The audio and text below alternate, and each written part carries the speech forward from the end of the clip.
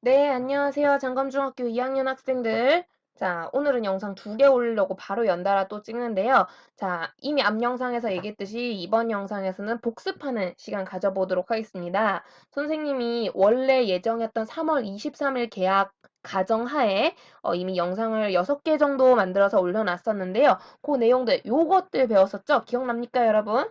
선생님 진짜 열심히 친절하게 만들어놨는데 자, 먼저 우리가 맨 처음에는 역사란 과연 무엇인가? 선생님 이제 선생님의 역사 수업에 대해서 간단히 안내를 하면서 우리가 배워야 될 역사란 무엇인가? 이 역사의 의미가 네, 사람마다 다른데 교과서는 이렇게 정의를 하더라. 그래서 그러면 우리는 왜 이 힘든 역사를 왜 공부해야 될까? 하면서 역사학습의 목적 역시 사람들마다 다르지만 교과서는 주로 이런 목적들을 정리해놨더라 하고 그 읽어보고 알아보는 시간 가졌고요. 그러면서 그 다음 영상에서는 이제 아직은 조금 본격적인 역사라고 말하기 힘든 왜?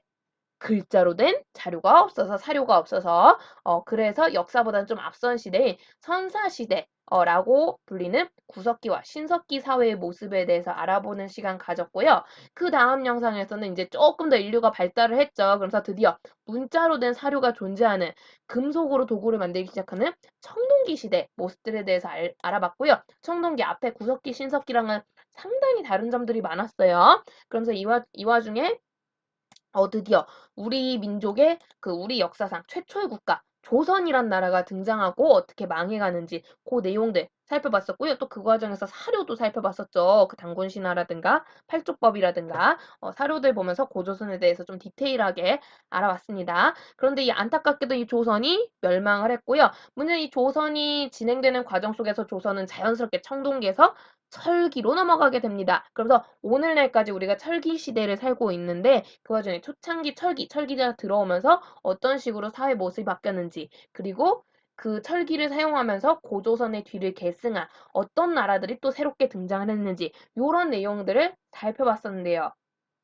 자, 영상 안 보신 분들 반드시 꼭 확인해 주시고요. 선생님이 조만간에 요 부분, 학습지 읽어주는 여자 편으로 해서 요 부분에 학습지만 빈칸 불러주는 영상도 하나 올릴까 계획 중입니다. 그래서 혹시 학습지 조금 안 보여서 놓쳤던 친구들은 그 영상 참고를 하시면 좋을 것 같고요. 근데 어쨌든 요 내용 우리가 배웠어요. 한번 요 내용들 총정리하는 시간 오늘 가져보도록 할 건데요. 관련 학습지 가지고 오겠습니다. 네. 학습지 조금 화면이 작아서 조금 약간 잘리는 면이 있긴 한데 선생님 이제 넘겨줄 거니까 걱정하지 마시고요. 일단 배웠던 내용 선생님 요런 식으로 학습지 정리를 해 봤는데요. 자, 딱 보니까 뭘 배웠는지 기억이 빡 나야 되는데 혹시 기억이 안 나시는 친구들은 다시 한번 영상 보기를 좀 권장하고요. 자, 일단 배웠던 챕터별로 조금 정리를 해 보겠습니다. 일단 맨 처음에 우리가 역사의 의미와 역사학습의 목적 살펴봤었는데 그죠? 역사의 의미 그리고 역사학습의 목적 누누이 강조하지만 요거 같은 경우는 사람마다 정의하는 방식이 굉장히 다르다고 했어요. 하지만 일단은 우리는 교과서에 있는 걸로 교과서 버전으로 보면은 흔히 사람들은 사료 이 의미 자체가 역사의 자료, 역사의 재료라는 의미예요. 그래서 사료를 이용해서 역사를 연구하는데요. 이 사료에는 다양한 종류가 있고요. 그렇게 밝혀진 네, 그렇게 밝혀진 사료에 의해 연구된 역사는 크게 두 가지 의미로 나뉜다고 했죠. 하나는 객관적이 있는 그대로의 팩트, 사실로서의 역사라는 게 있다고 했고요. 또 하나는 누군가의 생각이 들어가요, 평가가 들어가요, 시선이 들어가요, 뭔가 그 사람만의 무언가가 들어갔어요. 기록하는 사람의 그죠? 그래서 기록으로서의 역사라고 두 가지 의미로 우리가 역사에 대해서 배웠었는데요. 기억납니까? 그래서 이 사실과 기록으로 역사 내용이 바뀌는데 사실은 누가 봐도 똑같아. 누가 봐도 있는 그대로. 그래서 누가 봐도 아, 이건 똑같이 얘기를 할 수밖에 없는 내용. 반면 기록은 누가 보면 다른 의미의 역사 해석이 가능한 그런 내용으로 담겼다고 했고요. 자, 그렇게 우리는 많은 내용의 역사를 배웁니다. 우리나라만 해도 한 5,000년어치 역사가 기록되어 있는데요. 많은 학생들이 이걸 암기 과목이라고 되게 힘들어하죠. 그래서 상당히 한자어도 많고요. 내용 어렵습니다. 그런데 우리는 역사를 배워야 돼요. 왜? 왜 배워야 될까? 자, 요거 선생님 교과서 꼭 읽어보라고 얘기했었는데요. 읽어보셨나요? 그쵸? 일단 왜 배울까? 다양한 이유가 있습니다. 자, 혹시 기억이 안 나는 친구들은 역사 교과서 15쪽 펴시고 좀 보시면 좋을 것 같은데요. 일단 첫 번째로 우리 역사라는 과목은요. 우리 지역 우리나라, 우리 사회, 뭐 우리 학교, 나, 뭐 이런 사람들이 어떻게 만들어졌는가? 나라는 사람이 어떤 역사를 가진 부모님들 밑에서 어떤 환경 속에서 자라오는가? 요런 것들을 통해서 정체성이라고 하죠. 흔히 내가 누구인가? 우리는 누구인가? 우리나라는 어떻게 만들어졌는가? 이런 정체성에 대해서 알려주는 역할을 하고 있어요. 그러면서 이런 역사를 보다 보면 되게 비슷한 모습을 봤거든요. 솔직히 사람 사는 게 거기서 거기라는 거지. 그래서 사람들이 이런 위기 현상 때, 이런 혹은 좋은 기회가 생겼을 때 어떤 식으로 대처하는가 다양한 역사적 내용을 통해서 우린 배울 수 있습니다. 그래서 나는 이 사람이 이런 행동을 해서 실패를 했으니까 이런 행동을 하면 안 되겠구나. 나는 이 사람이 이렇게 해서 기회를 잡았으니까 나도 이렇게 해야지 하면서 교훈이라고 하죠, 흔히. 교훈을 획득할 수 있어요. 그러니까 과거 인물이 우리에게 충고를 해주고 조언을 해줄 수 있다라는 거죠. 그런 점에서 굉장히 역사는 도움이 되는 학문이라는 거고요. 또 하나, 그런 것들을 연구하면서 내가 스스로 선택하고 뭔가 생각하는 능력을 키운다는 거야. 그런 거 우리가 흔히 사고력이라고 말을 하죠. 그래서 사고력을 키우게 되고요. 동시에 우리 앞에서 봤어요. 역사는 사실만 있는 게 아니라 기록, 생각이 들어가기도 한다고. 그러면서 이 생각이 정말 맞는 생각일까? 정말 이 상황에선 이런 선택밖에 할 수 없는 것인가? 요런 것들을 비판하면서 우리가 비판적인 능력이 키워진다라는 거지. 그래서 역사는 공부를 하면 요런 장점들이 있다라는 거고요. 동시에 우리가 우리나라 역사만 배우는 게 아니에요. 요즘 트렌드가 또 세계사도 빼놓지 않고 배운다라는 거죠. 그래서 세계사를 배우면서 또 한국사를 배우면서 우리나라가 왜 일본하고 요새 위안부 문제로 투닥투닥투닥투닥 막 이러면서 싸우게 되는 건지 그런 것들 관련성을 이해하는 거지. 세계사와 한국사 같이 배우면서 관련성을 이해하고요. 또 뭐 혹은 왜 독일인들은 그 나치 이런 것들을 하게 됐을까? 뭐 이런 거 하면서 우리랑은 또 어떻게 생겼을까? 우리가 왜 요새는 옛날엔 한복을 입었는데 요즘은 면 티셔츠 입는단 말이야. 어쩌다 이렇게 됐지? 관련성을 이해를 하는 거예요. 그러면서 이 과정에서 얘네들은 이런 역사를 통해서 이런 사람으로 만들어진 거구나. 그렇기 때문에 나는 이게 별 볼일 없는 것 같은데 이게 얘네들한테는 되게 중요한 거구나. 라는 상대방에 대한 공감. 이해 같은 걸 할 수 있게 됩니다. 그래서 동그라미 5번에는 공감, 이해 뭘 쓰셔도 상관없어요. 그래서 다른 사람, 다른 문화, 다른 국가에 대한 공감 능력을 키울 수 있다라는 거고요. 뭐 예컨대 그런 거죠. 그러니까 요즘은 이게 이슈가 안 되는데 한때 되게 난리였던 게 그 프랑스 중심으로 해서 유럽 쪽 사람들이 유럽 그 서양인들이 반려동물 요즘은 우리나라도 이 반려동물 그게 동물권 이런 게 되게 커졌는데 옛날에는 우리나라에 비해서 이쪽이 더 셌거든. 반려동물 문제가 나오면서 우리나라에 개고기 먹는 문화를 되게 비판 많이 했어요. 어머 혹시 이거 들어본 적 있을 거야 어떤 친구들은. 그래서 어떡해. 아니 걔는 우리의 친구고 우리의 벗인데 걔를 먹을 수 있느냐고. 근데 우리나라 사람들은 이게 문화였거든. 그러니까 요런 부분에 대해서 우리 역사를 모르니까 우리의 문화가 어떻게 만들어졌는지 알지 못하니까 요런 것들을 비판을 했다라는 거야. 근데 이거를 유럽 사람들이 한국사에 대해서 제대로 공부를 하고 한국의 문화에 대한 이해를 키우면 공감을 할 수 있다는 거죠.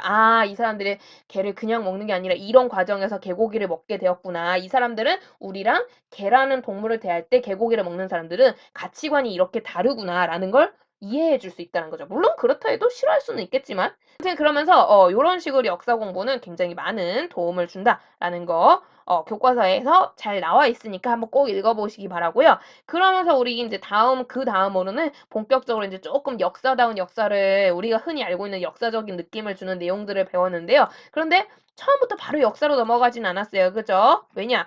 초창기에는 우리가 문자를 사용하지 않아서 아직 디테일한 자료가 없었기 때문에 추리를 해야 되는 약간 흐릿한 역사 시기가 있다고 했죠. 이거를 선사시대라고 불렀고요. 그죠? 2번으로 넘어갔어요, 여러분. 2번 구석기에서 철기시대.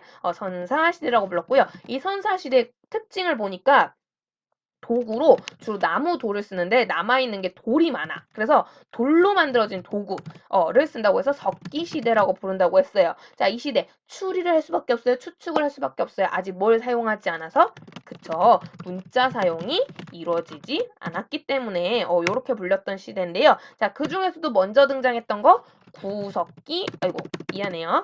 구석기 시대가 되겠습니다. 자, 왜 이 시대 이름은 구석기냐? 석기 중에서도 좀 올드한 석기, 어떤 석기 썼었죠? 주먹도끼, 순배찌르기, 글게로 대표되는 뗀석기였죠. 떼어내서 힘으로 무식하게 떼어내서 만든 석기라고 해서 뗀석기라고 불렸고요. 자, 이 시기 나무 뼈 도구도 사용을 했지만 주로 남아있는 도구가 석기예요. 석기인데 이 시기는 아직 사람들 무식하다고 했죠. 있는 그대로의 것들밖에 찾지 못해요. 먹을 걸 구할 때. 그래서 있는 그대로 보이는 거 짐승을 사냥하는 거죠. 고기 먹을 때 사냥하고요. 혹은 눈앞에 열매가 주렁주렁 달려있어요. 이거 따는 거 뭐라 불렀죠? 그쵸. 채집이라고 불렀었죠. 채집이라고 했었고요. 혹은 물고기 잡는 거 낚시. 한자어로는 어로라고도 하는데요. 한자어로는. 그래서 낚시 어로 활동 같은 걸 하면서 식량을 얻습니다. 자, 그러다 보니까 눈앞에 동물이 보이지 않으면, 눈앞에 열매가 보이지 않으면, 눈앞에 물고기가 없으면 먹을 수가 없어요. 이걸 찾아 항상 어떤 생활을 한다? 먹을거리 확보하기 위해서 이동 생활을 한다라고 했고요. 문제는 이 이동 생활하면서 사냥, 채집, 낚시에 성공하려면 나 혼자서는 힘들어요. 그죠? 나 혼자서는 먹고 살기 힘드니까 항상 팀을 만들어. 이걸 우리가 무리 생활이라고 불렀고요. 이 무리가 온전하게 잘 유지되려니까 무리 애들 차별하면 안 돼. 안 돼요. 우리 모두 동등해. 그래서 평등생활, 평등사회 만들어서 구성을 했다. 생활을 했다라는 거 배웠었고요. 자, 그러면서 이런 생활을 하다 보니까 집이라는 것에 대한, 주거지에 대한 가치도가 중요하지 않습니다. 왜? 어차피 떠날 거니까. 어차피 이사 갈 건데 집 예쁘게 번들어지게 지어봤자 뭐해요. 그쵸? 그러니까 집은 안 짓는 게 최고야. 그래서 제일 좋은 집 동굴이고요. 동굴 없으면 바위 그늘도 괜찮고요. 근데 동굴도 바위 그늘도 뭐 이렇게 바람 막아줄 뭐가 아무것도 없어. 그러면은 집을 짓는데 마구잡이로 짓죠. 그래서 막집 등에서 거주를 했다라는 거 배웠었고요. 자, 그런데 이 동굴 바위 그늘 막집에서 이렇게 무식하게 있는 그대로 먹어가면서 살아가던 이 원시인 같은 요놈들, 그래도 인간다운 모습이 보여요. 왜냐면 인간답게 뭔가 종교적인 예술 활동 이런 것들이 엿보이거든요. 종교적으로 막 우리 지금 있는 것을 하느님 아버지 뭐 이러면서 혹은 부처님 알라신 뭐 이런 거는 아니지만 미묘하게 얘네가 뭔가 저승이라든가 사후세계라든가 이런 것들, 영혼이라든가 이런 것들을 미묘하게 느끼는 느낌이 들어. 왜? 뭘 하는 걸 보니까 시체를 묻거든. 시체를 길거리에 버려두고 가는 게 아니라 시체를 묻어줘. 그것도 그냥 묻는 게 아니라 장식품, 도구 등을 같이 묻어요. 이거 나중에 우리 부여할 때 배웠었죠? 껴묵거리라고. 껴묵거리 같은 모습들이 보여요. 왜? 죽은 사람이 이 죽은 뒤에도 이런 물건을 쓸 거라고 믿으니까. 이게 영혼이라는 개념이 막연하게나마 생기는 거야. 생기면서 약간 종교적인 면모가 나타나기 시작하는 거고요. 동시에 예술 활동도 보입니다. 그림을 마구잡이로 그리기 시작해요. 내가 사는 곳에다가. 근데 얘네 주로 어디서 산다고? 어디서 사는 게 제일 좋다고? 동굴. 그래서 동굴에다가, 동굴 벽면에다가 그림을 막 그리는 거야. 이게 동굴벽화였고요. 우리 교과에서 유명한 알타미라라든가 또 뭐 있었어? 그쵸. 라스코 동굴벽화 같은 거 있었다고 배웠었죠. 그러면서 동굴벽화를 막 그리는 모습 보이고요. 혹은 이제 흙 같은 걸로 뭉치면서 조각상 느낌 나는 뭔가를 만드는 모습도 보여요. 근데 이 조각상이 아름다운 미의 여신을 만들었는데 되게 뚱뚱한 미의 여신이 있었죠. 빌렌도르프의 비너스. 이게 발견된 지역이 빌렌도르프라서 빌렌도르프의 비너스라고 불려요. 그래서 되게 퉁퉁한 여자를 만들었어요. 왜 이 퉁퉁한 여자를 아름답다고 생각했을까? 그치. 이게 풍요. 잘 먹고 잘 사는 거. 이거 요즘 치면 부자. 이런 거라고 생각을 한 거예요. 그렇기 때문에 그렇게 살고 싶으니까 풍요, 사냥의 성공, 요런 것들을 상징하는 요런 작품들을 만들게 된다는 거죠. 그래서 이런 작품들, 이런 유적들이 다 어디서 주로 발견이 되느냐? 얘네가 살던 곳, 동굴이나 바위그늘 주위에서 동굴이나 바위그늘 주위에서 유적지가 많이 발견이 된다더라. 얘네가 거기 살았으니까. 볼 수 있고요. 자, 그러다가 인류가 한 단계 성장합니다. 물론 이거는 이제 과학 시간에 아마 배우는지 모르겠는데 기후변화 같은 것도 좀 관련이 있고요. 그 왜 우리 빙하기 뭐 이런 거 있잖아요. 간빙기라고 해가지고 그런 것도 관련이 있는데 뭐 그거는 역사라고 보기엔 좀 그러니까 패스해서 어쨌든 다양한 여러 요건들에 의해서 인류가 좀 깨우쳐집니다. 그러면서 시대가 조금 업그레이드 돼요. 여전히 석기를 쓰는 좀 아쉬움은 있지만 그냥 올드한 석기가 아니라 뉴 뭔가 업그레이드된 석기, 신석기 시대가 찾아오게 되고요. 자, 신석기 시대가 찾아올 만큼 인류에게 여유가 생겼다는 얘기야. 바꿔 말하면 얘들아. 근데 여유가 생겼다.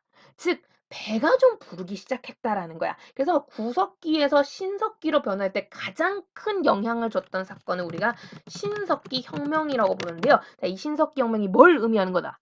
바로 먹을 거. 먹을 걸 구하는데 여유가 생겼어. 뭘 시작해서? 농경과 목축의 시작 때문에. 그래서 이 농경과 목축의 시작이 인류에게 엄청난 변화를 가져온 거야. 단순히 신석기 시대가 온 것뿐만 아니라 그 신석기 시대 뒤에 줄줄줄 나오는 변화들이 신석기 혁명이 없었으면 나타나지 않았을 거라는 거지. 우린 여전히 우가우가 하면서 막 사냥하고 먹고 살았을 거라는 거지. 그런 점에서 굉장히 중요한 사건이라고 해서 이걸 신석기 혁명이라고 하는데요. 농경 목축의 시작입니다. 다만 여러분 여기 적어주면 좋겠죠? 주의사항이 있어요. 이 신석기 시대. 우리나라에서 이 신석기 시대 신석기 혁명할 때 농사를 짓는 거 중요해요. 근데 무슨 농사 아직 없다. 가장 우리가 농사해서 먹는 가장 대표적인 거 쌀입니다. 그래서 아직 벼농사는 없었다. 요거 같이 적어주시면 되게 좋을 것 같아요. 이 많이 나오는 함정이거든요. 그래서 신석기혁명, 농경 목축 시작했지만 벼농사는 없었고요. 그렇지만 어쨌든 그냥 사냥, 채집, 낚시뿐만 아니라 농경 목축이 시작됐다는 그 자체만으로도 이전보다는 풍요로워지는 거지. 여유가 생겼다는 거지. 그러면서 도구들이 업그레이드 돼요. 이제 더 이상 뗀석기가 아니라 무슨 석기? 갈판, 갈돌로 대표되는 간석기가 나오기 시작하고요. 자, 그러면서 좀 여유가 생겼어. 몸에 조금 더 치장을 하는 거지. 뭘 입기 시작해요. 옷. 이게 좀 한자로 의복이라고 하죠. 그래서 의복 생활을 시작하네요. 뭘 보니까 이거 확인할 수 있어요? 옷 입어야 되니까 뭐 만들어야 돼? 바늘 있어야 되고요. 또 바늘 있으면 뒤에 뭐 따라야 돼? 실 만드는 도구 뭐였죠? 그쵸. 가락바퀴입니다. 가락바퀴. 왜 이름이 가락바퀴냐? 가락지, 바퀴 모양처럼 생겨서 가락바퀴. 보이고요. 또한 농경을 시작했어요. 먹을 거 보관해야 돼요. 가장 유명한 톡이 뭐? 빗살무늬 톡이. 요런 것들. 도구가 업그레이드 되고 있구나라는 거 확인할 수 있고요. 자, 여기 이러한 변화를 가져오는 가장 중요한 요인? 무슨 생활이 시작됐기 때문에? 농경, 목축 시작됐기 때문에. 그러면서 농경, 목축 이게 시작됐다라는 거. 물론 사냥, 채집, 낚시 아직 하지만 이게 시작됐다는 거는 이제 더 이상 내 눈앞에 보이지 않아도 내가 만들어낼 수 있다라는 거고요. 그러니까 뭐 할 필요가 없어. 더 이상 먹을 거 찾아서 이동할 필요 없어. 정착 생활 시작됩니다. 그죠? 정착하고요. 그러면서 안정화되니까 무리가 점점점 커져. 무리가 커져서 그냥 단순한 팀이 아니라 일종의 가족 형태의 무리가 나타나기 시작해요. 이걸 우리가 씨족이라고 부르게 되고요. 이 씨족과 씨족이 뭉쳐서 다양한 성씨를 지닌 집단이 만들어지기 시작해요. 이 좀 더 무리가 큰 거죠. 이걸 우리가 흔히 부족입니다. 어쨌든 씨족이 됐건 부족이 됐건 구석기 때보다 무리가 훨씬 커졌다라는 거고요. 다만 주의할 점은 무리가 커졌지만 아직 그렇다고 해서 우리가 지금 생각하는 거면서 삼시세끼 막 밥 잘 먹고 막 이런 사회는 아니에요. 여전히 사냥도 중요하고 그러려면 무리가 잘 굳건히 유지가 돼야 돼. 그러니까 구성원들 차별한다 안 한다? 안 해요. 평등 생활을 유지하는데 단 구석기랑 약간 미묘한 분위기 차이가 있다면 무슨 차이가 있느냐? 리더가 나왔다는 거. 왜? 무리가 너무 크니까. 그래서 주로 할아버지 이런 분들이 그 씨 뿌릴 때는 이때 하는 게 더 좋아. 약간 이런 식으로 리더 역할을 맡으시는 경우가 많았다고 해요. 자, 그러면서 어쨌든 이렇게 삶의 모습이 바뀌는 모습들이 나타나고요. 자, 그러자니 이전보다 집의 가치가 높아졌죠. 이제 이사를 안 가니까 집을 단단히 움켜쥐고 지어야겠어요. 그래서 무슨 집 등장? 움집인데, 자, 이 움집의 위치 중요하다고 했죠. 뭐가 있는 곳? 물이 있는 곳, 강가나 바닷가에 주로 지었다라는 거 볼 수 있고요. 자, 그러면서 이 집에서 안정된 생활이 물론 상대적인 거예요. 그러니까 요즘의 시대에 비교하면 전혀 안정적이지 않지만 구석기에 비하면 안정적인 시대가 나오니까 그러면서 구석기에 비해 예술적으로나 종교적으로나 그러니까 정신적으로 성장하는 모습이 나온다라는 거죠. 정신적으로 성장하면서 종교적으로 단순히 막연했던 그런 영혼적인 개념들이 조금 분명해지기 시작해서 그러면서 등장하는 게 애니미즘, 토테미즘, 샤머니즘 이런 것들 등장한다고 했어요. 애니미즘 어디에나 영혼이 있어. 나무에도 영혼 있고 태양에도 영혼 있고 천둥에도 영혼 있고 그래서 우리 옛날 신화 같은 거 보면 막 천둥의 신 토르 뭐 이런 거 많잖아요. 다른 나라에도. 요런 것들이 일종의 애니미즘 같다고 보시면 되겠고요. 토테미즘, 동물, 강력한 동물이라고 했어요. 상징. 그래서 이런 강한 동물이, 강한 식물이 날 지켜줄 거야. 이런 상징으로 쓰는 거. 그리고 그런 애들하고 소통하는 무당이 있어. 샤머니즘. 이런 것들이 유행을 하게 되고요. 다만 계속 누누이 강조하지만 무슨 농사 아직 없다? 벼농사 아직 없다. 요거 중요하다는 거. 시작되지 않았다. 볼 수 있고요. 자, 그러다가 어쨌든 근데 어느 정도 이렇게 애니미즘, 토테미즘, 샤머니즘 이런 것들이 나올 만큼 시대가 조금 더 발전했다는 거예요. 더 발전을 하는 거죠. 그러면서 이제 석기가 아닌 뭘 쓰는 시대가 온다? 청동기. 청동기 시대가 온다라는 거고요. 이 청동기 이제 더 이상 눈앞에 보이는 돌이 아니라 땅속에 있는 금속을 파헤쳐서 만들 수 있을 만큼 인류 머리가 컸어요. 그러니까 이제 뭐 또 사용하는 시대냐? 문자를 사용하는 시대고요. 문자를 사용한다. 이 얘기는 선사시대가 아니라 역사시대다라고 볼 수 있는 거죠. 그래서 청동기 시대부터는 역사시대가 시작되는데 그러면서 도구들 역시 또 한 번 업그레이드 됩니다. 역시 청동기 시대라는 이름에 어울리게 청동기가 만들어지는 거고요. 주로 대표적인 거 청동검, 청동방울, 청동거울 나오는데 여러분 요거 이 도구들 생활용 도구가 아니라고 했어요. 그죠? 주로 장식, 제사, 무기 이런 용도로 쓰였던 도구들이다. 그래서 청동검, 청동방울, 청동거울 다 이런 용 도구예요. 그래서 일상생활 도구는 여전히 돌로 만들어졌다. 주의해서 보시고요. 그러면서 일상생활 특히 농사용 도구로 돌로 이용되었다. 가장 대표적인 거 반달돌칼. 여러분 교과서에서 봤었죠? 반달돌칼 꼭 기억하셔야 됩니다. 뭐를 수확하는 도구? 별을 수확하기 위한 도구. 확인을 했었고요. 자, 그러면서 이 얘기는 벼농사가 시작이 됐어요. 예전분들보다 먹을 게 늘어났고요. 자, 먹을 게 늘어나니까 보관해야 될 토기가 더 많아져야겠죠. 이제 막 빗살무늬 새길 만큼 여유 있지 않아요. 빨리빨리 만들어가지고 토기에다가 혹시 보관해야 되거든요. 무늬가 없어요. 민무늬 토기. 민무늬 토기. 요게 가장 유명하다고 했죠. 요거 말고도 있지만 그래서 요런 식으로 도구가 업그레이드 됩니다. 근데 이렇게 도구가 업그레이드인데 큰 영향력을 미쳤던 거 역시 먹는 거예요. 무슨 농사 시작되었다? 벼농사. 벼농사가 시작이 됐기 때문에 이 벼의 가장 큰 장점이라고 했죠. 그 나달의 양이 미안해요. 여러분 이게 자, 나달의 양이 그 이전에 심던 다른 작물에 비해 굉장히 많기 때문에 한 줄기당 나달의 양이 그래서 먹을 게 늘어난다는 얘기고요. 그래서 잉여 생산물, 여유분이라고 생각하면 돼요.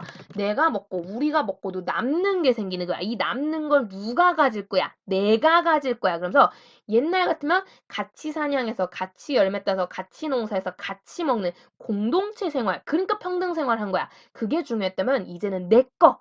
어, 마인. 그 아이 마이 미 마인 할 때 마인. 내 거. 요게 중요해지는 거야. 그러면서 나의 재산, 사유재산이라는 개념이 생겼고요. 사유재산이란 개념이 생겼다는 건 누구는 많이 가지고 누구는 적게 가진다는 얘기죠. 동시에 이거는 세트예요. 빈부격차가 같이 만들어지게 됩니다. 자, 그러면서 사람들이 이제 내 거를 더 많이 가지고 싶겠죠. 우리 마을 거, 우리나라 거를 많이 가지고 싶어져요. 그러니까 이러기 위해서는 내가 만드는 것뿐만 아니라 남의 걸 뺏어올 필요가 생긴 거야. 그러니까 전쟁이라는 개념들이 생기기 시작하는 거고요. 전쟁 활동, 정복 활동들이 활발해지기 시작합니다. 그러면서 어쨌든 전쟁 정복에서 이기면 두 부족이 합쳐지겠죠. 부족과 부족이 계속 합쳐지다 보니까 영토가 커지는 거야. 이게 어느 순간 도시가 되고요. 이게 더 커진 게 이제 국가, 나라가 되는 거죠. 그러면서 이 국가를 이끌 지배 계층들이 등장하는 거고요. 특히 이 국가를 이끌었던 가장 대표 지배자, 우리 뭐라 불렀죠? 군장 또는 족장. 둘 다 상관없습니다. 군장, 족장인데요. 개인적으로는 군장을 더 강추합니다. 많이 써요, 군장이. 무리 군자를 써서 군장이라는 지배자가 등장하게 되고요. 또한 그 얘기는 바꿔 말하면 이제 더 이상 평등사회가 아니라 뭐다? 계급이 나타나고 있었다. 군장이란 지배자가 등장했다는 거. 계급이 나타났다는 의미고요. 또한 이 군장들은 이 커져버린 도시 국가를 다스리기 위해서 효율적으로 통치하기 위해 말로만은 통치 한계가 있다는 걸 느껴요. 그래서 문자가 등장하기 시작합니다. 청동기 사회 때 나타나는 변화들이요. 청동기에 새로 생기는 게 뭐가 많죠, 여러분? 중요해요. 그래서 정복 활동을 통해 도시 국가가 만들어지고 계급이 생기고 문자가 등장한다라는 거 볼 수 있고요. 자, 그러다 보니 집은 여전히 단단하게 움켜집는 움집을 짓습니다. 움집을 짓는데 구조나 위치가 미묘하게 바뀐다는 거죠. 특히 중요한 건 위치예요. 옛날에 무조건 물 있는데 지었다면 지금은 물만으로 만족할 수 없어. 왜? 물 있는데 지어가지고 열심히 농사 지어봤자 남한테 뺏기면 말짱 도루묵이거든. 그래서 방어에 유리한 어느 지형에 산이나 구릉, 언덕이라고 했죠. 이 구릉이 언덕 지형에다가 집을 짓고 거주한다라는 거고요. 그러면서 계급 사회가 된 만큼 무덤도 뭔가 퀄리티가 바뀝니다. 옛날엔 대충 모두 다 똑같이 묻어주고 끝났는데 이제는 지배자의 무덤으로 추는 어마무시한 무덤이 나타났죠. 바로 고인돌이라고 불리는 진짜 엄청나요. 여러분 큰 거 보면 규모가 장난 아니에요. 그래서 고인돌이라는 엄청난 무덤이 등장하고요. 이외에도 고인돌은 보통 그래서 물론 썰이 있긴 있지만 보통 지배자 무덤으로 본다고 했잖아요. 그러면 일반인들은 그쵸? 돌로 관을 만들어서 적당하게 묻어줘요. 이걸 돌널 무덤이라고 부른다고 했죠. 돌널 무덤. 널이 관이라고 했어요. 관을 돌로 만들었기 때문에 돌널 무덤이라고 불리게 되고요.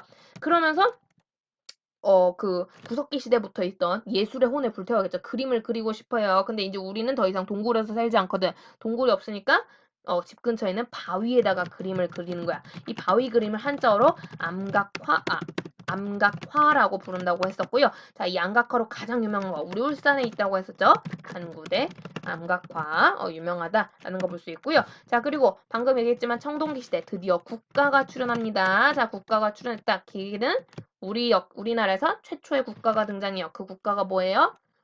조선. 근데 우리 이제 일명 고조선이라고 불리는 고조선이 등장하고요. 참고 고조선 만들었던 당군왕검은 군장이라고 했습니다. 그래서 군장국가 형태로 등장했다는 거 볼 수 있고요. 그러다가 이 고조선 자연스럽게 중간에 당군조선 핏줄이 아니라 무슨 핏줄로 바뀌면서 위만조선으로 바뀌면서 철기가 수용된다더라 라는 거 볼 수 있고요. 그래서 뭐 위만조선이 됐건 당군이 세운 원래 당군조선이건 간에 상당히 힘이 셌던 걸로 보여요. 힘이 세가지고 영역이 굉장히 넓었던 걸로 보이는데 그 영향력이 크다라는 거 보여주는 유물 적혀있죠? 미송리식 토기, 탁자식 고인돌, 그냥 고인돌 하셔도 됩니다. 비파형 동거 요런 게 유명하다라는 거 살펴봤었고요. 그러면서 여러분 고조선 시대 중간에 자연스럽게 우리나라는 철기 시대로 넘어갑니다. 자, 철기 시대로 넘어가는데 청동에 비해 단단해요. 단단하고 양도 더 많아요. 양이 많기 때문에 그래서 이전까지 금속, 청동으로는 제사, 장식, 무기 이런 건 쓰였는데 철기는 무기뿐만 아니라 뭐도 철로 만든다. 농기구라고 했죠? 철제 농기구. 쉽게 말해 일반 생활 도구 역시 철로 만들어지는 상황이 나타나기 시작했다라는 거. 그래서 철제 농기구가 등장했다. 이게 가장 비교 대상이에요. 그래서 왜냐면 장식용이나 이런 건 여전히 청동이 색깔이 좀 예쁘거든, 철에 비해서. 그래서 여전히 청동을 쓰는데 철제 농기구가 가장 임팩트 있는 거예요. 절대 청동기로는 농기구를 만들지 않았거든요. 그런 게 철기술의 가장 비교가 되는 특징이라고 볼 수 있고요. 그러면서 철제 농기구를 쓸 만큼 농업 생산력이 훨씬 더 업그레이드가 돼요. 업그레이드니까 이전에는 완전 대표 톡이라고 볼 수 있는 게 하나씩만 있었는데, 그지? 그러니까 나머지 톡에 비해 압도적으로 비율이 높은 거야. 이 토기만 만들었어. 근데 철기 시대로 가면 토기 종류가 훨씬 다양해지기 시작합니다. 다양해지면서 여러분 그 이전부터 있던 민무늬 토기는 물론이거니와 덧띠 토기 적어줘야 되죠? 덧띠 토기 혹은 검은 간토기 이런 것들이 등장합니다. 잉쌤 이름이 왜 있다고 해요? 할 수 있지만 덧띠 토기 말 그대로 띠를 덧댔다는 거야. 입구 부분에 띠 모양으로 둘레를 둘렀다는 거고요. 간은 여러분 간보다 맛보다 할 때 간보다잖아요. 그러니까 뭔가 중간에 집어넣는 거야. 토기에다가 검은색을 집어넣었다고 검은 간토기요. 그래가지고 생각보다 이름 이거 어렵게 안 지었어요. 괜찮아요. 알아볼 만해요. 그래서 토기가 상당히 다양화되는 모습 보이고요. 그리고 이전보다 농업 생산력 훨씬 좋아집니다. 이렇게 생산력이 향상되고 무기가 강화되고 마침 또 이 시기 고조선이 망했어요. 그죠? 고조선이 망하고 여기에 뭐가 등장했었어? 우리 배웠잖아. 한군현이 등장하면서 한사군이라고 해도 되죠?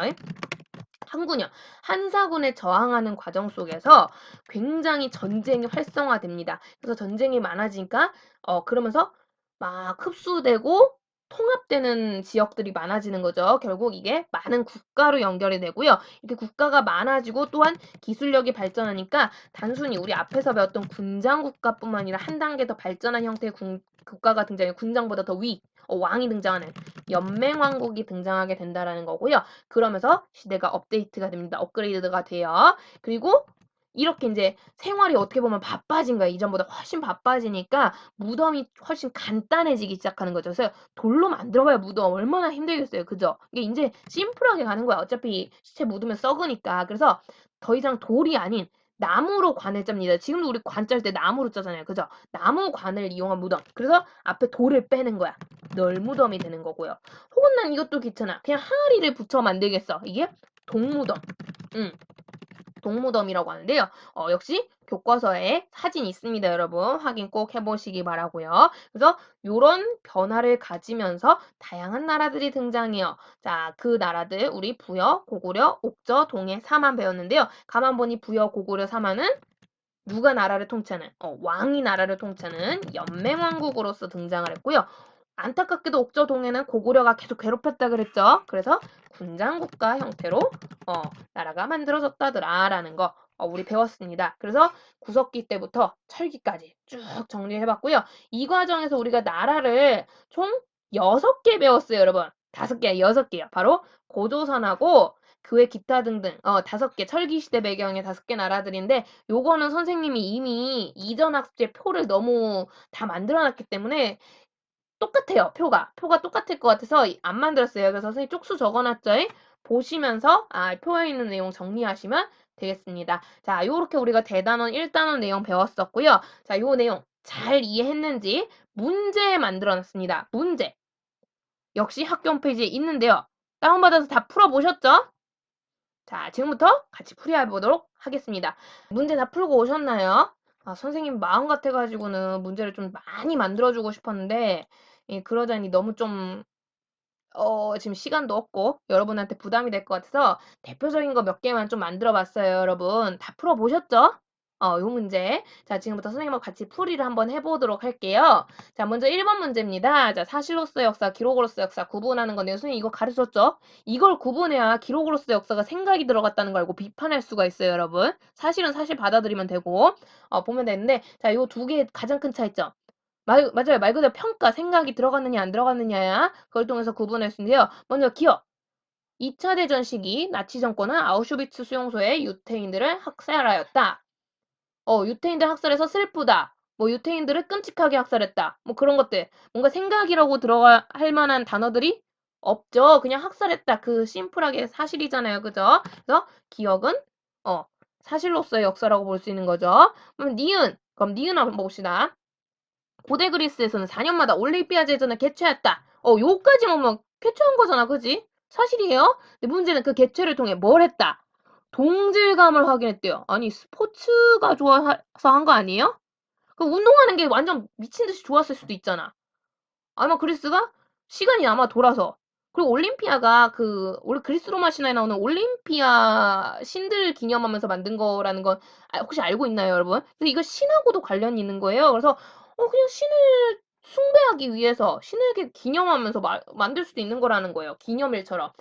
이게 니은 이 동질감이라는 건 생각인 거죠. 그러니까 이건 기록으로서의 역사라고 볼 수 있고요. 자, 디귿 넘어갑니다. 이거 최근이죠? 21세기. 영화 기생충. 다 보셨나요? 네, 너무 징그럽던데. 좀. 영화 기생충이 아카데미 시상식을 비롯한 세계 영화제에서 많은 상을 받았대요. 많은 상을 받아서 자랑스러워요? 네, 그런 말 있어요? 기뻐요? 없잖아. 그런 생각 없잖아요. 그죠? 그러니까 디귿 역시도 상 받았다. 사실만 있잖아요. 그죠? 그러니까 사실로서의 역사고요. 한국인 최초로 국제연합 사무총장이 탄생하여 한국의 국제적 위상이 높아졌다. 국제적 위상이 높아졌다. 어떻습니까? 사실입니까? 그죠? 이건 생각이죠. 평가죠. 국제적 위상이 높아졌다. 아니, 사무총장이 탄생해서 뭐 한국인의 뛰어난 외교 능력을 보여줬다. 뭐 할 수도 있는 거고, 그렇잖아. 이런 것들은 평가가 되니까. 그래서 요렇게 정답은 사실은 기억, 디귿, 기록은 니은, 리을입니다. 이거는 진짜 여러분 많은 문장을 보시고 많이 읽어보고 많이 생각해보는 거 말고는 답이 없어요. 이게 의외로 이게 생각 단어라는 거를 모르는 친구들이 많더라고요. 근데 이거는 그러게 국어적인 면모가 있어서 많이 읽어보시는 수밖에 없겠습니다. 그래서 이거는 누군가의 관점이구나라는 거 비판력을 키우세요, 여러분. 역사 공부에 그게 탁월하다고 했죠? 앞으로 계속 키워봅시다.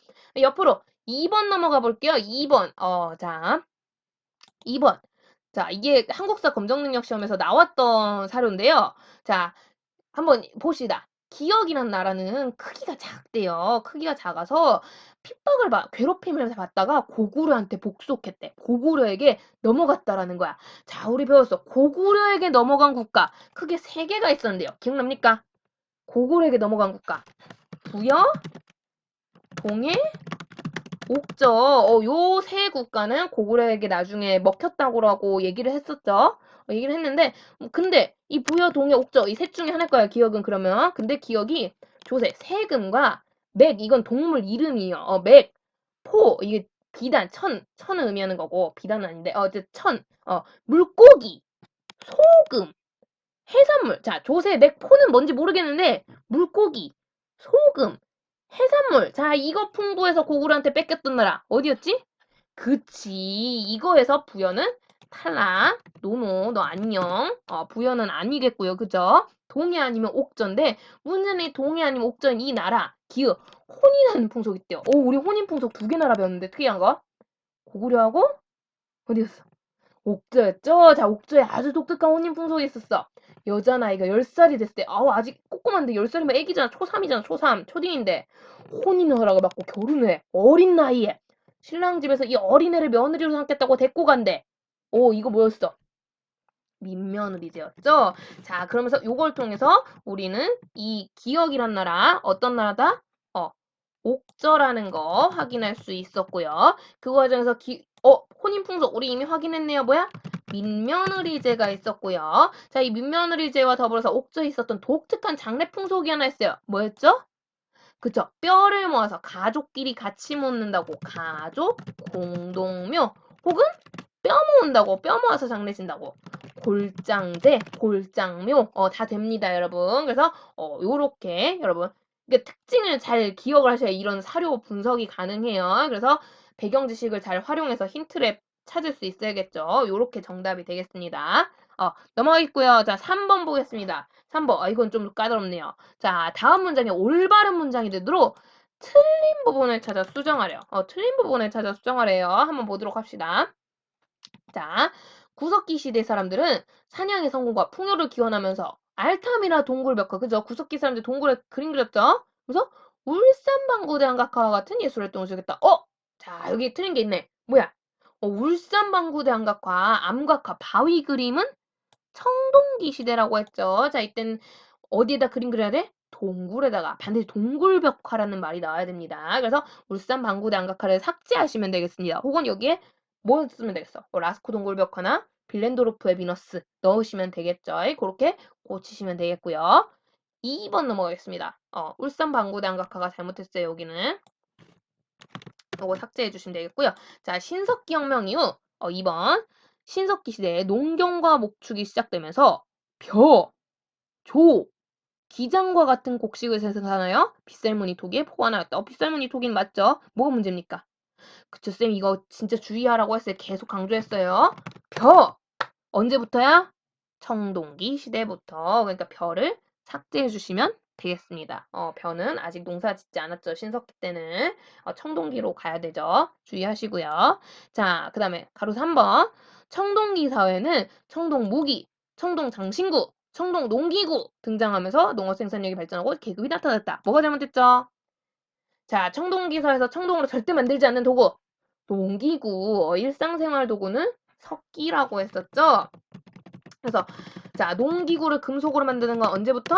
철기부터. 철제 농기구, 철기 시대로 가야겠죠. 그래서 요거 삭제해 주시면 되겠습니다. 그래서 청동무기, 청동장신구 혹은 청동제사용 도구 뭐 이런 것들이 만들어졌었죠. 예, 그렇게 보시면 되겠고요. 자, 4번 넘어갈게요. 4번. 자, 신석기 시대에 무리가 커지면서 직업의 분화가 나타나고 무리를 끄는 지배자가 나타났다. 직업이 갈라지고 지배자가 나타났다. 무슨 시대죠? 그쵸. 이거는 청동기 시대의 특징이죠. 그렇기 때문에 요 신석기 대신에 뭘 넣으면 돼요, 여기? 청동기 넣어주시면 되겠습니다. 이거 시대만 바꿔주면 문장이 깔끔해지겠네요. 아니면 뭐 신석기 시대 유지하고 싶으면 뒷내용을 바꾸면 되겠죠. 직업의 분화 빼고 물이 끄는 지도자가 나타났다. 이러면은 신석기 시대 해도 되겠죠. 그렇게 고치셔도 되고요. 자, 5번. 구석기 시대에는 구석기 시대 사람들은 동굴이나 움집에서 생활하다가 먹을거리가 부족해지면 이동한다. 자, 구석기 시대 이동한다고 했어요. 그죠? 눈앞에 보이는 먹을거리만 먹기 때문에 그래서 집을 어떻게 짓는다? 마구잡이로 짓는다. 움집이 아니라 무슨 집? 막집이 돼야 된다. 라고 얘기를 했었고요. 막집. 자, 마지막 6번입니다. 청동기 시대부터 가락바퀴, 뼈바늘을 사용해서 옷을 지어 입는 의복 생활이 시작되었다. 자, 옷 입는 거 시작되었다. 언제부터라고 추정한다고요?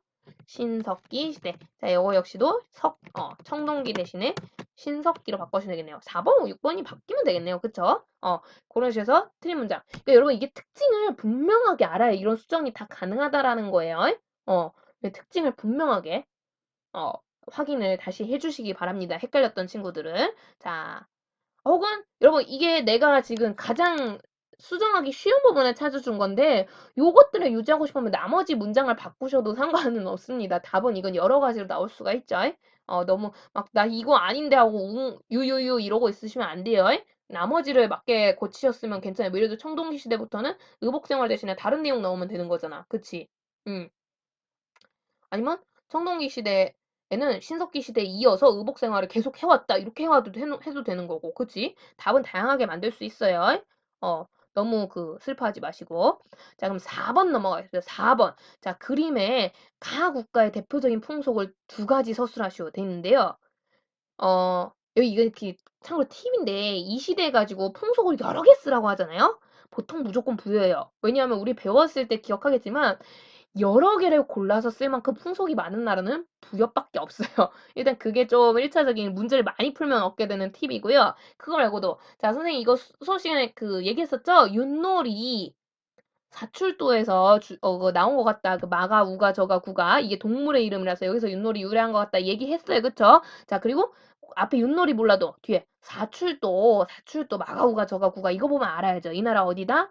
부여다. 자 부여에는 굉장히 다양한 풍속들이 있는데요. 부여의 풍속. 다시 한번 정리해볼까요? 우리 부여의 풍속 어떤 게 있었죠? 부여 풍속 첫 번째.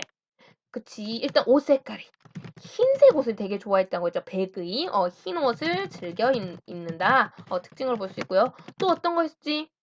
장례가 좀 특이해서 장례 되게 무서운 장례법 있잖아. 그치? 사람이 죽을 때 같이 묻어요.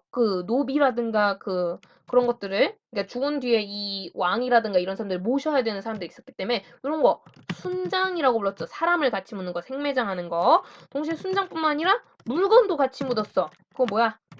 물건을 끼워서 묻었어. 껴묵거리라고 했었죠. 다양한 거리들을 끼워서 묻었다고 해서 껴묵거리. 요런 거 보이고요. 또 어떤 거 있어?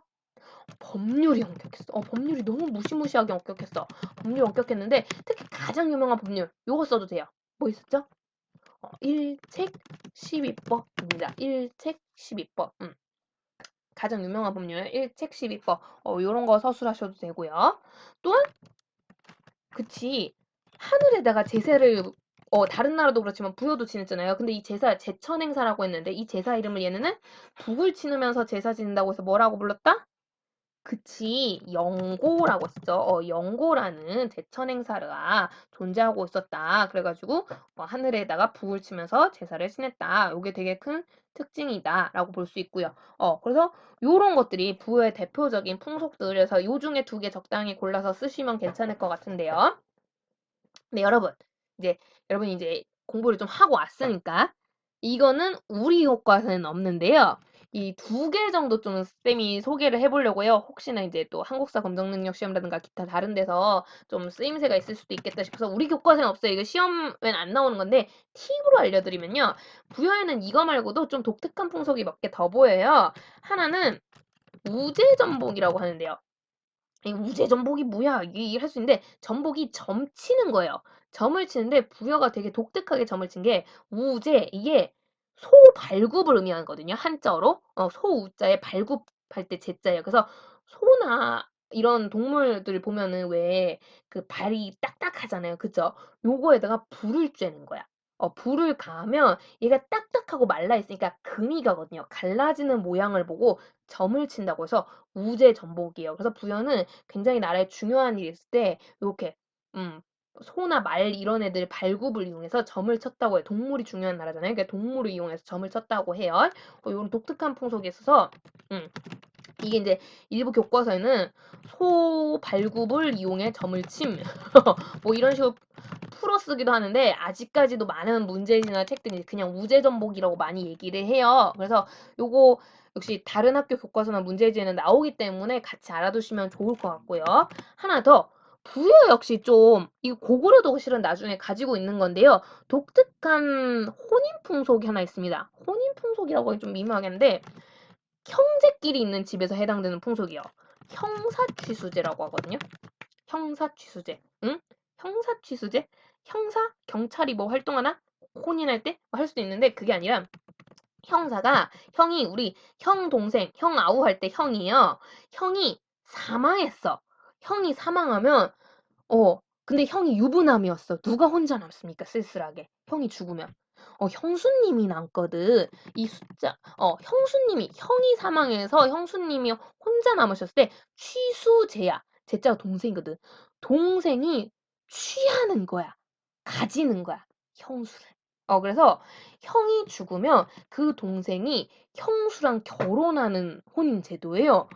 뭐야 이게 할 수도 있지만 이게 이제 그 형수가 가진 재산이라든가 요런 것들을 이 남자 집에서 보존하고 싶은 거야. 뺏기고 싶지 않은 거야. 또 그리고 형수라는 어떻게 보면 노동력을 뺏기고 싶지 않은 거야. 그래서 형사취수제라고 해서 이게 나쁜 풍속이 아니었어. 이게 되게 다른 나라도 많아요. 되게 일반화됐던 많이 사용했던 풍속이에요. 그래서 형사취수제라는 형이 사망했을 시 그러니까 물론 유부남 형이죠. 형이 총각이면 의미가 없어요. 유부남 형이 사망했을 시 아우가 형수를 취한다. 형수와 혼인한다. 취한다는 좀 그러니까 혼인한다. 요런 풍속입니다. 그래서 그 재산 같은 거를 지키려고 하는 그런 독특한 풍속이 있다고 해요. 요 두 개는 교과서에는 없는데 같이 알아두시면 좋을 것 같네요. 그래서 요런 것들 부여의 독특한 풍속으로 혹시 알고 있었던 친구는 같이 적으셔도 괜찮을 것 같고요. 참고로 이 형사취수제 같은 경우는 우리나라에서는 대표적으로 부여 말고도 고구려 역시 가지고 있습니다. 그래서 선생님 고구려 수업할 때 나중에 언급을 할 거예요. 알고 계시면 이득이겠죠? 보시면 되겠고요. 자, 마지막 5번 문제가 되겠습니다. 5번 문제 쌤이 이제 내용을 보시면 일단 단군 나왔어요. 단군. 이거에서 이미 게임 끝났죠. 기억. 무슨 나라입니까? 그죠? 고조선이죠. 그냥 쓰셔도 틀리진 않습니다. 근데 좀 구분하기 위해서 우리 흔히 고조선 되겠는데요. 이 고조선이 선생님 그때 사료가 두 개가 가장 유명하다 했잖아요. 단군신화랑 팔조금법. 근데 이 단군신화와 단군신화가 실은 그 가장 유명한 게 우리 교과서에는 삼국연사 버전이고요. 요거 말고도 실은 버전이 몇 개가 있어요. 그래서 한국사 검정 시험에 다른 버전의 단군신화가 있길래 쌤이 좀 퍼왔어요. 여러분 이런 것도 한번 보면 좋겠다 싶어서. 근데 단군 나왔으니까 어렵진 않았을 거라고 봐요. 그래서 제왕홍기라는 나중에 여러분 고려시대 가면 배울 책이에요. 그래서 이 책에 나왔던 그 단군신화 내용이고요. 밑에는 중국사예요. 중국 역사서에 기록된 위만조선에 대한 내용이에요. 그래서 요 내용을 이용해 가지고 선생님 그 얘기했던 위만조선이 건국돼 가는 과정 요런 것들을 알 수 있었거든요. 그래서 자료가 마침 한국사 검정 능력 시험에 있길래 쌤이 한번 여러분 구경해 보라고 이 이름이 워낙 흔해서 어렵진 않았을 거라고 봐요. 문제가. 근데 한번 보라고 가져와 봤어요. 그래서 요 가나는 고조선에 대한 내용이고요. 자, 고조선 하면 우리 배운 유물 3개가 있었죠. 고조선에 대해 알려주는 유물 뭡니까? 그쵸? 미송리시, 토기, 민문이 토기 한 종류라고 했죠. 또 이파영, 동검, 또 마지막 그쵸? 고인돌. 혹은 좀 정확히 하면 탁자식, 고인돌. 뭐 이건 그냥 고인돌 쓰셔도 상관없겠습니다. 그래서 요런 유물들 유명하게 있었다 보시면 되겠고요. 자, 3번. 고조선 건국 세력의 사상적 특징. 요게 좀 어려웠을 것 같은데. 자, 여러분. 선생님 밑줄 꺼놨죠? 석재의 손자로 이름은 단군이라네. 요 내용이에요. 그죠? 근데 밑에 적어놨어. 석재. 환인이요. 환웅 아빠. 환희. 그러니까 하늘에 계신 신의 손자 단군이라네. 우와, 우리 단군 임금은 신의 핏줄을 이은 거야. 자, 우리 이런 거 배웠잖아. 내용이 같은 거예요. 그죠? 우리 상공연사에 봤던 거랑 같은 내용이야. 우리는 신의 핏줄을 이었어. 우리 되게 하늘의 후손이었던 거야. 이거 우리 뭐라 그랬어요? 전손의식이라고 했죠. 즉, 우린 좀 우월한 존재들이야. 하늘의 후손이잖아. 혹은 우린 선택받은 민족이었던 거지. 선민사상. 우리 배운 거 기억나죠, 여러분? 선민사상, 전손의식. 그래서 되게 특별해. 사상적 특징. 우리는 좀 우월했던 존재다. 다른 민족에 비해, 다른 부족에 비해 우월하다, 뛰어나다, 대단하다. 이런 사상적 특징을 지니고 있다. 풀어서 쓰셔도 같습니다. 그래서 요런 것들 적어주시면 되겠고요. 자, 진짜 마지막이네요. 4번. 자, 위만이요. 위만이 국력을 강화했던 방법. 우리 배웠죠? 자, 위만. 위만 때부터 급격하게 고조선의 힘이 강화됐어요. 한나라가 빡칠 만큼, 한나라가 쳐들어와야 될 만큼. 자, 그 과정에서는 당시 시대적으로 가장 필요했던 도구, 뭘 이용해 만드는 도구? 그쵸. 철기가 굉장히 확산되었다. 철기를 잘 수용했다. 요런 것들 특징이었었고요. 두 번째, 무역 방식이 특이했죠. 중간에서 자기들이 교류를 주도하는 그런 걸 우리가 중개무역이다라고 표현했었죠. 중개무역. 중간에서 한반도 남부나 일본 지역과 중국을 연결하는 우리 지금도 충분히 쓸 수 있는 그게 우리가 통일이 중요하다고 하는 이유죠. 그게 하면은 유라시아 대륙하고 태평양 일대를 연결하는 중개무역이 가능하기 때문에 되게 많이 그 중요한 통일 근거 중에 하나로 되는 거죠. 이 중개무역이. 그래서 중개무역인데 참고로 여러분 혹시나 요거 쓴 친구 있습니까? 중개무역? 개자 이거 쓰셔도 틀리지 않습니다. 원래 국어사전적으로는 이 둘이 조금 다른 의미인데 지금 요 역사 상황에서는 둘 다 되는 거거든요. 이게 둘 다 중간에 사는 건데 미묘하게 어감 차이가 있대요. 근데 우린 국어가 아니니까 요 둘 다 쓰셔도 상관없겠습니다. 그래가지고 요렇게 정답 정리해 주시면 되겠고요. 자, 이것까지 정답을 완벽하게 맞췄다 하는 친구들은 이제 웬만큼 대단원 1단원 내용 정리가 됐다라고 보시면 되겠습니다. 그래서 복습 계속 잘 해주시고요, 여러분. 그러면은 요렇게까지 했으니까 여러분 과제하는 거 어렵지 않겠죠? 자, 여러분 혹시 과제 보셨나요? 여러분, 과제 요거 프린트 확인하셨죠? 요거. 자, 선생님이 친절하게 교과서 쪽수까지 적어놨어요. 이게 참고를 하셔가지고요. 가상 일기 쓰기인데요. 자, 요 밑에도 적어놨지만 수행평가가 관련돼서 있습니다. 요거 꼭 하셔야 돼요. 그래서 여러분 우리 지금 대단원 1단원에서 배웠던 구석기, 신석기, 청동기, 철기 중에 한 시대를 선택해서 해당 시대의 특징 3가지 이상이 나타날 수 있게끔 일기를 쓰는 건데요. 여러분 쉽게 말하면 일기 형식의 여러분이 역사를 기록하는 거예요. 기록하는 건데 자 우리 배웠죠. 기록으로서의 역사는 개인의 입장이 반영될 수밖에 없어요. 그래서 그 개인이 누구냐가 되게 중요하거든. 그래서 이걸 설정하라고 한 거야. 그래서 여러분 시대를 선택을 하시고요. 이 시대에서 자기가 선택한 시대에 내가 어린애를 가정해서 일기를 쓰는 건지 나이든 노인의 가정에서 일기를 쓰는 건지 여자인지 남자인지 혹은 지금 보면 계급이 있는 나라들이 있죠. 계급이 있는지 없는지 혹은 국가가 있는 곳도 있고 없는 시대도 있어요. 국가가 있는지 없는지 평등사회인지 이런 것들을 반영을 해가지고 인물에 대해 설정을 잡으신 다음에 여기에다가 예시도 넣어놨어요. 그죠? 해서 내가 뭐 예를 들어 구석기를 골랐어. 그럼 구석기 특징 요런 것들을 담은 일기를 쓸 거야. 해서 요 페이지 다 채워 오셔야 됩니다. 그 분량이 많지가 않잖아요, 여러분. 3가지나 넣어야 돼요. 그래서 다 넣어주시고요. 혹시나 해서 하는 말인데 가끔 이런 거 하면 애들이 꼭 이런 거 하면 애들 있어. 날씨 적어야 돼요?